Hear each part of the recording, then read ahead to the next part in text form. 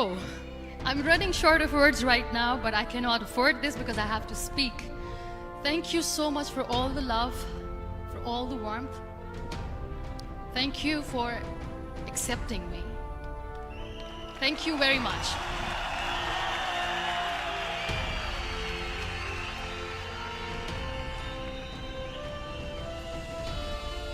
Well, I always start my talk with a disclaimer. And that disclaimer is that I've never claimed to be a motivational speaker. Yes, I do speak, but I feel more like a storyteller because wherever I go, I share a story with everyone. Well, it is a story of a woman whose perfectly imperfect life made her who and what she is today. It's the story of a woman who, in pursuit of her dreams and aspirations, made other people realize that if you think that your life is hard and you're giving up on that because you think your life is unfair, think again. Because when you think that way, you are being unfair to your own self. It's the story of a woman who made people realize that sometimes problems are not too big. We are too small because we cannot handle them.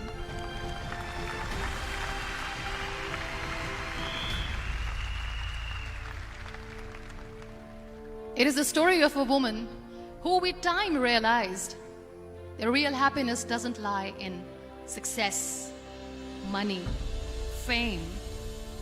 It lies within. Real happiness lies in gratitude. So I am here and I'm going to share the story of that woman. That is my story. The story of gratitude.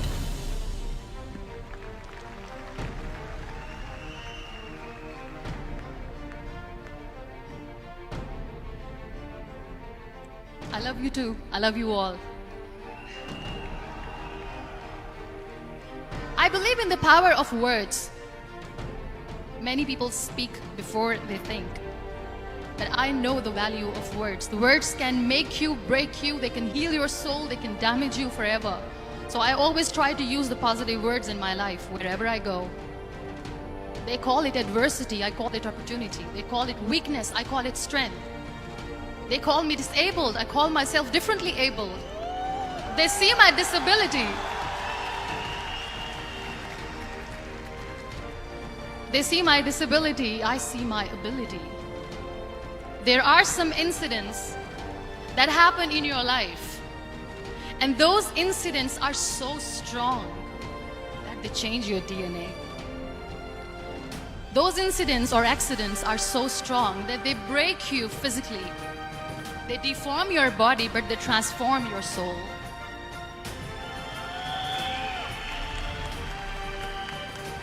Those incidents break you, deform you, but they mold you into the best version of you. And the same thing happened to me. And I'm going to share what exactly happened to me. I was 18 years old when I got married. And this thing I'm sharing for the very first time on an international level. I was 18 years old when I got married. I belonged to a very conservative family, a Baloch family, where good daughters never say no to their parents. My father wanted me to get married. And all I said was, if that makes you happy, I'll say yes. And of course, it was never a happy marriage. Just about after 2 years of getting married, about 9 years ago, I met a car accident. Somehow my husband fell asleep and the car fell in the ditch. He managed to jump out, saved himself. I'm happy for him. But I stayed inside the car and I sustained a lot of injuries. The list is a bit long. Don't get scared. I'm perfectly fine now. Radius ulna of my right arm were fractured. The wrist was fractured. Shoulder bone and collarbone were fractured. My whole rib cage got fractured. And because of the rib cage injury, lungs and liver were badly injured. I couldn't breathe.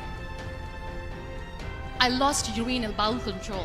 That's why I have to wear the bag wherever I go. But that injury that changed me and my life completely as a person and my perception towards living my life was the spine injury. 3 vertebrae of my backbone were completely crushed and I got paralyzed for the rest of my life. So this accident took place in a far-flung area in the outskirts of a very small province, Balochistan, where there was no first aid, no hospital, no ambulance. I was in the middle of nowhere in that toppled car. Many people came to rescue. They gave me CPR. They dragged me out of the car. And while they were dragging me out, I got the complete transection of my spinal cord. And now there was this debate going on. Should we keep it here? She's going to die. Where should we go? There is no ambulance. There was this 4-wheeler Jeep standing in the corner of the street. They said, put her in the back of the Jeep and take her to the hospital, which is 3 hours away from this place. And I still remember that bumpy ride. I was all broken. They threw me at the back of the Jeep and they rushed me to the hospital. That is where I realized that my half body was fractured and half was paralyzed. I finally ended up in a hospital where I stayed for 2.5 months. I underwent multiple surgeries. Doctors have put a lot of titanium in my arm. There's a lot of titanium at my back to fix my back. That's why people in Pakistan call me the Iron Lady of Pakistan.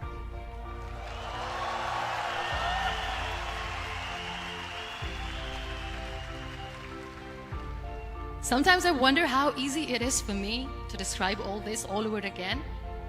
And somebody has rightly said that when you share your story and it doesn't make you cry, that means you have healed.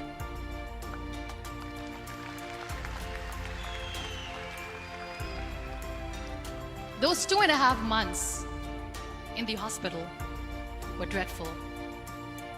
I will not make up stories just to inspire you. I was at the verge of despair. One day, doctor came to me and he said, well, I heard that you wanted to be an artist, but you ended up being a housewife. I have a bad news for you. You won't be able to paint again because your wrist and your arm are so deformed, you won't be able to hold a pen again. And I stayed quiet. Next day, doctor came to me and said, your spine injury is so bad, you won't be able to walk again. I took a deep breath and I said, it's all right. The next day, doctor came to me and said, because of your spine injury and the fixation that you have in your back, you won't be able to give birth to a child again. That day, I was devastated. I still remember, I asked my mother, why me? And that is where I started to question my existence. Why am I even alive? What's the point of living? I cannot walk, I cannot paint, fine. I cannot be a mother. And we have this thing in our heads being women that we are incomplete without having children. I am going to be an incomplete woman for the rest of my life. What's the point? People are scared. They think I will get divorced. What is going to happen to me? Why me? Why am I alive? We all try to chase this tunnel. We all do this because we see light in the end of the tunnel, which keeps us going. My dear friends, in my situation, there was a tunnel that I had to roll on, but there was no light. And that is where I realized that the words have the power to heal the soul. My mother said to me, this too shall pass. God has a greater plan for you. I don't know what it is, but He surely has.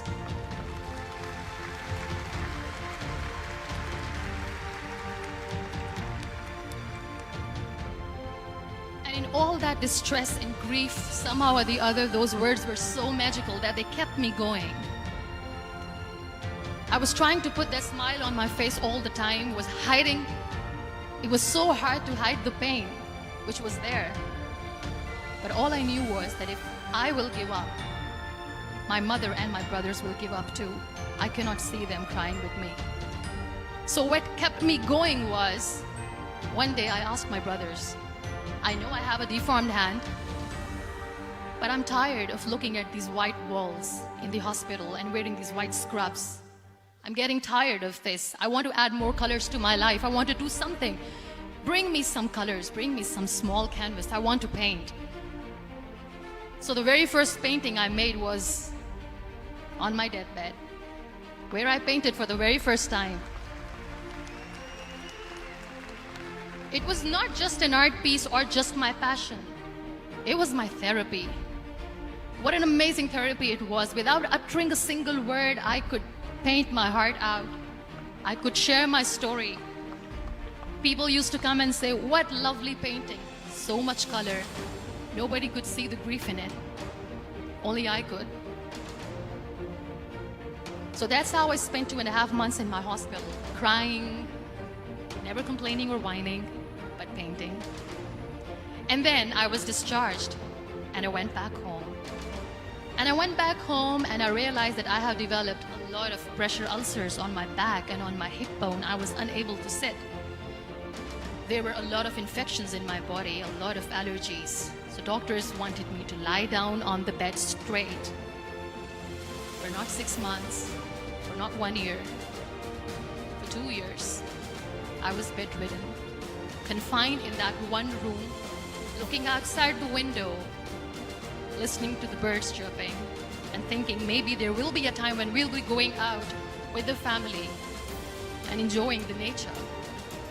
That was the time where I realized how lucky people are, but they don't realize.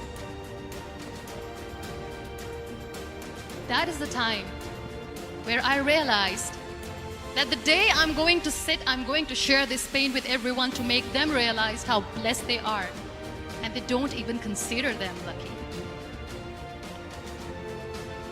There are always turning points in your life. There was a rebirth day that I celebrated. After 2 years and 2.5 months, when I was able to sit on a wheelchair, that was the day when I had the rebirth. I was a completely different person. I still remember the day I sat on the wheelchair for the first time, knowing that I'm never going to leave this, knowing that I won't be able to walk for the rest of my life. I saw myself in the mirror and I talked to myself. And I still remember what I said. I cannot wait for a miracle to come and make me walk. I cannot sit in the corner of the room crying, cribbing, and begging for mercy because nobody has time. So I have to accept myself the way I am. The sooner the better. So I applied the lip color for the first time.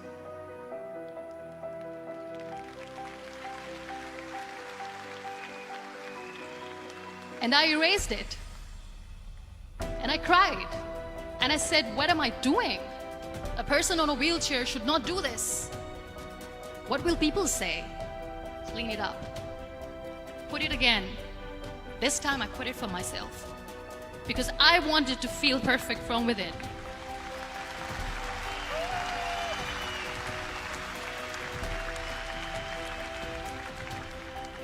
And that day I decided that I'm going to live life for myself.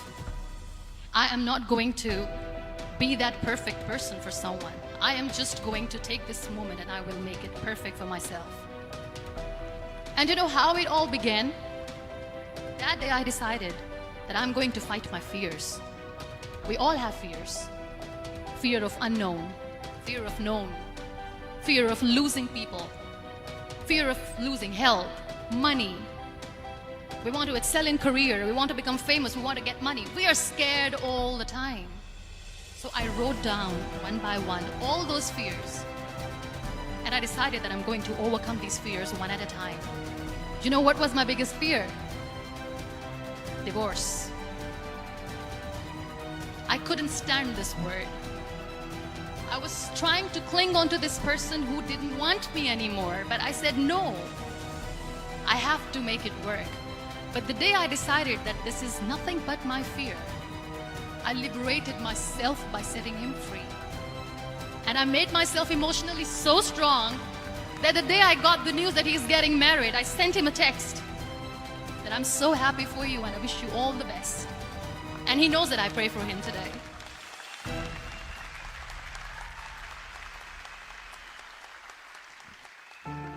My biggest fear, number 2, was I won't be able to be a mother again.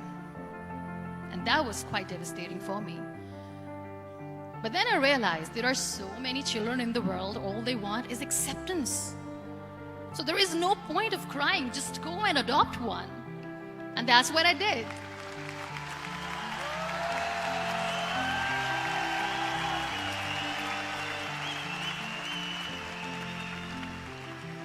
I gave my name in different organizations, different orphanages. I didn't mention that I'm on a wheelchair, dying to have a child. So I just told them that this is MUNIBA MAZARI and she wants to adopt a boy or girl, whatsoever, but I want to adopt a kid. And I waited patiently. 2 years later, I got this call from a very small city in Pakistan. I got a call and they said, "Are you MUNIBA MAZARI? There is a baby boy and would you like to adopt?" And when I say yes, I could literally feel the labor pain. I said, yes, I am going to adopt him. I am coming to take him home.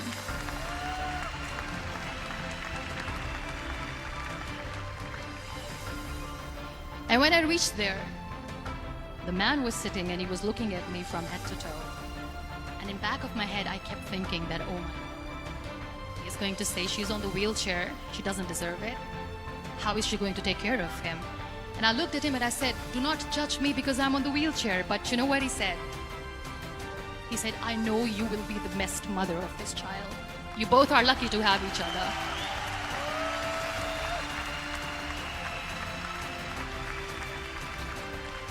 And that day, Niall was 2 days old, and today he's 6.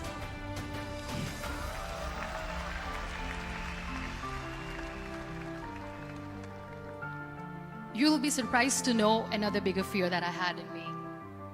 It was facing people. I used to hide myself from people. When I was on bed for 2 years, I used to keep the door closed. I used to pretend that I'm not going to meet anyone, tell them that I'm sleeping. You know why? Because I couldn't stand that sympathy that they had for me. They used to treat me like a patient. When I used to smile, they used to look at me and say that, "You're smiling, are you okay?" I was tired of this question being asked, "Are you sick?" Well, a lady yesterday at the airport asked me, "Are you sick?" And I said, well, besides the spinal cord injury, I'm fine, I guess.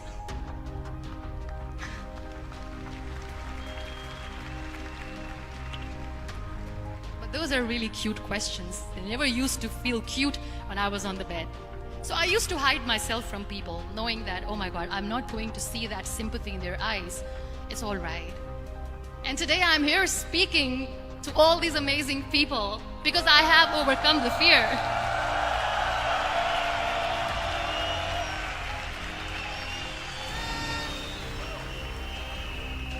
You know, when you end up being on the wheelchair, what's the most painful thing? That's another fear that people on the wheelchair, or the people who are differently able, have in their hearts, but they never share. I'll share that with you. The lack of acceptance. People think that they will not be accepted by the people because we, in the world of perfect people, are imperfects. So I decided that instead of starting an NGO for disability awareness, which I know will not help anyone, I started to appear more in public. I started to paint. I always wanted to. I have done a lot of exhibitions. I'm Pakistan's first wheelchair-bound artist. I have done a lot of modeling campaigns, different campaigns for brands like Tony and Guy.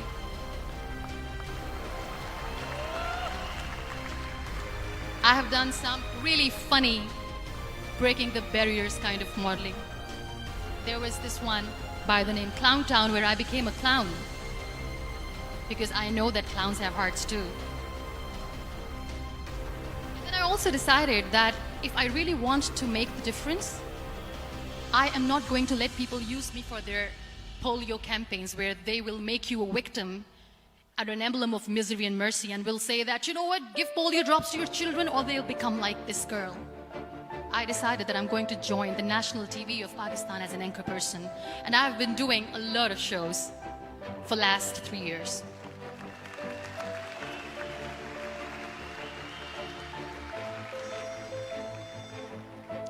So when you accept yourself the way you are, the world recognizes you.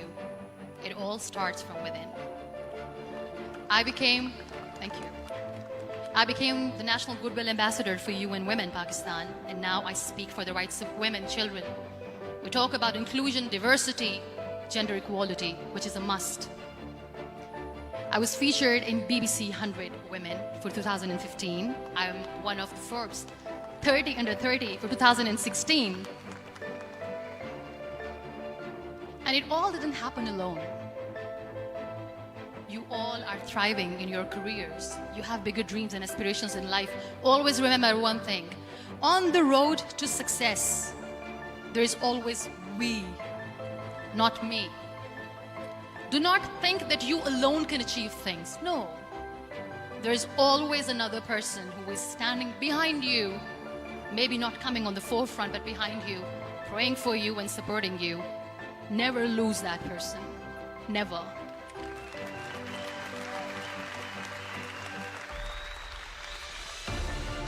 No matter how much I say that I couldn't find a hero, so I became one, I still want to recognize those 3 people in my life who literally changed my life completely, and I get inspiration from them every single day.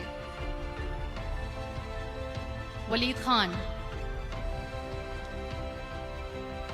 Many people know about the terrorist attacks in Pakistan. We have lost many people. And I'm sharing this with a very heavy heart because we actually have lost a lot of people in this huge turmoil of terrorism. These people are barbarians. They do not see people. They're even worse than animals. They have killed people in mosques. They have killed people in churches, temples, even in schools. There was this terrorist attack in Army Public School, Peshawar, where these terrorists entered in an examination hall and they killed our children.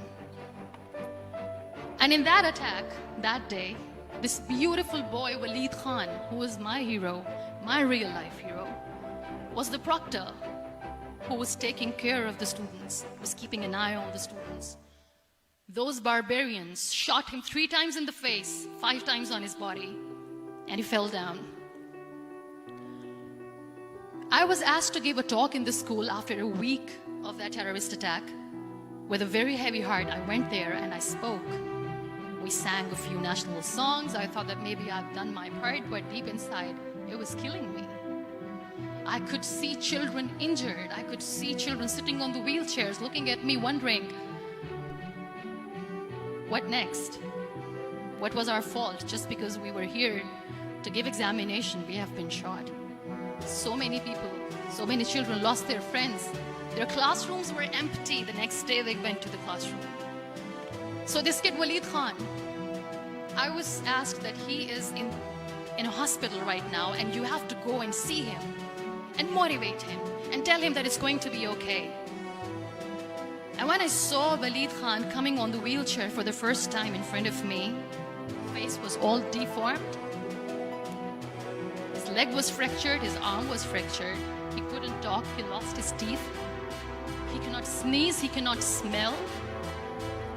He cannot eat.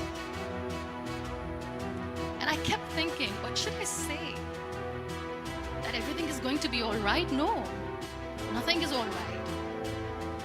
And while I was juggling with the words, what to say, what not to say, this beautiful child, Waleed Khan, came to me and he said, "Are you MUNIBA MAZARI?"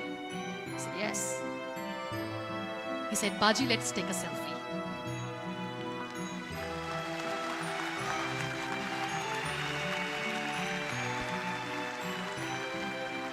And with that beautiful toothless smile of Waleed Khan, we took that beautiful selfie that I still have with me.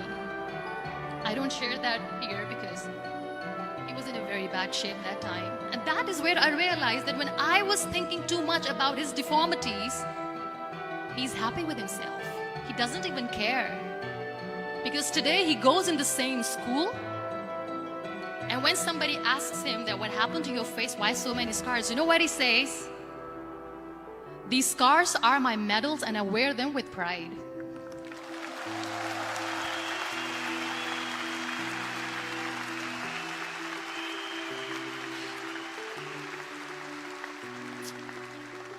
And how beautifully he says the terrorists wanted me not to study. I am going to study. I will become a doctor one day.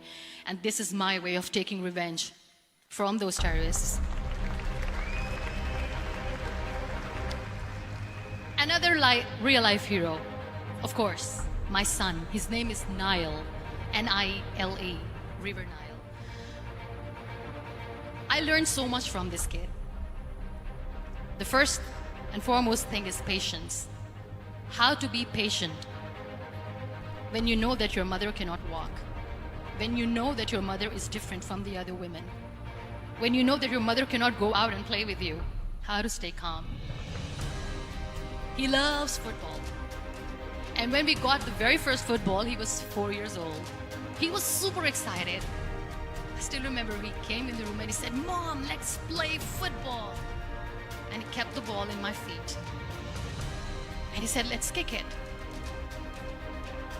And that day I felt disabled. I said, "I cannot kick the ball." And I was down with the same face. He looked at me and he said, "Well, that's all right. Your legs are not working, but your hands do. Let's play catch the ball."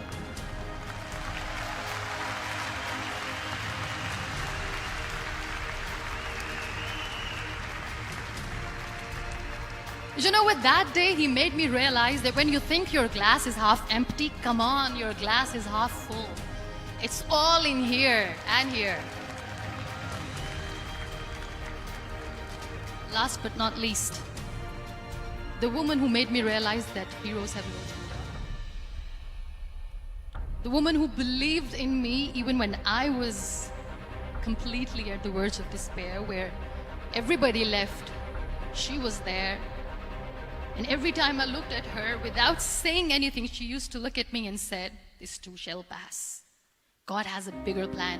And one day you will say that, oh my God, that is why God has chosen me." She never cried in front of me. She has always said that there will be haters, there will be naysayers, there will be disbelievers, and then there will be you proving them wrong. My mother.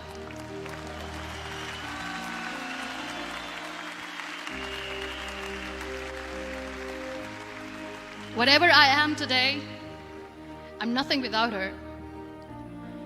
I'm nothing without her. Thank you, Mama. I wish you were here. Thank you for making me who I am today.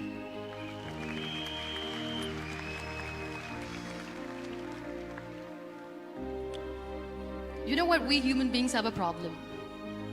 Out of many problems, there is one more, and this is self-created one. We always expect ease from life. We have this amazing fantasy about life. This is how things should work. This is my plan. It should go as per my plan. If that doesn't happen, we give up. So my dear friends, let me tell you one thing. I never wanted to be on the wheelchair. Never thought of being on the wheelchair. I was always aspiring to do bigger things, but had no idea that for that I have to pay the price to be where I am today. It's a very heavy price. This life is a test and a trial, and tests are trials are never supposed to be easy. So when you are expecting ease from life, and life gives you lemons, then you make the lemonade, and then do not blame life for that, because you were expecting ease from a trial. Trials make you a stronger, better person. Life is a trial, and with time you realize that.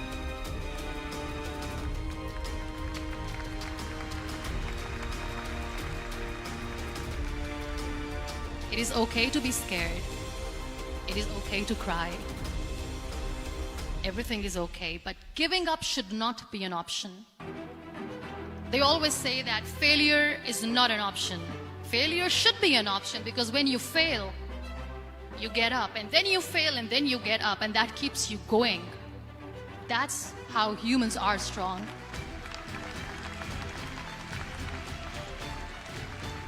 Failure is an option, should be an option, but giving up is not. Never. We have this thing in minds. We call it perfection. We want everything perfect.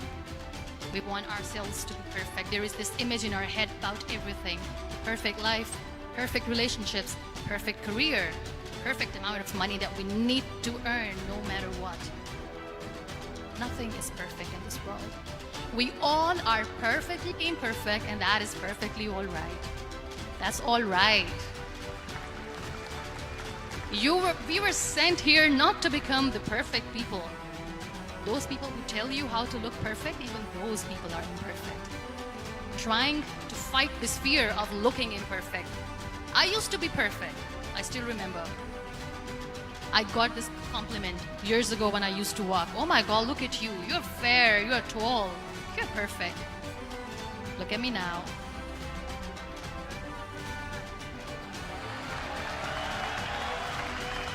Only the perfect eyes can see that. Only the perfect eyes will see that. Only the perfect eyes will see that. So yes, in all those imperfections, you have to listen to your heart. You don't have to look good for people. You don't have to be perfect just because other people want you to be perfect. If your soul is perfect from within, that's all right. This is all what you want. This is all what you need to be. Our society has made very weird kind of norms to look perfect and great. For men, it's different. For women, it's different. We think too much about what people say. We listen to ourselves too little. You know what makes you perfect? When you make someone smile. You know what makes you perfect? When you try to do something good for the people around you. You know what makes you perfect? When you feel someone's pain. And how beautiful pain is that it connects you with people. No other medium can connect you with others but pain.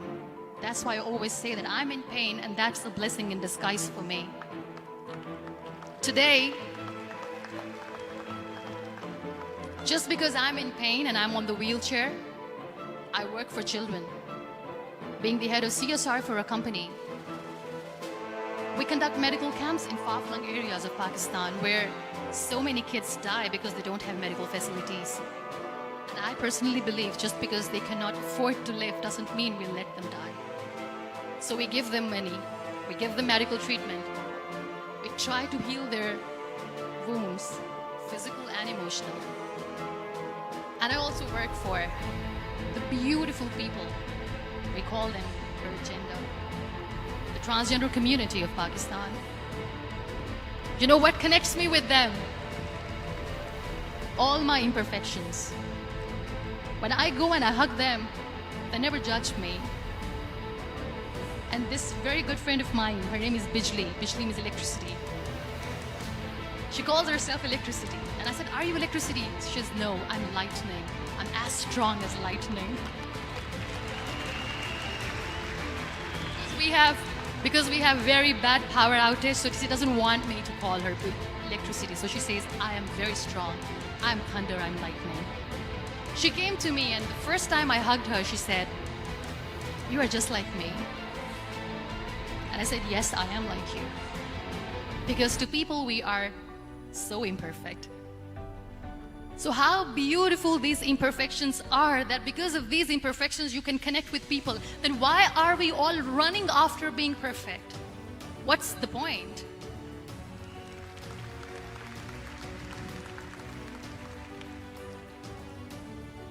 Every time I go in public, I always smile. It's always a big toothy smile on my face, and people ask me, don't you get tired of smiling all the time? What's the secret? I always say one thing, that I have stopped worrying about the things that I have lost, the people that I have lost. Things and people who were meant to be with me are with me. And sometimes, somebody's absence makes you a better person.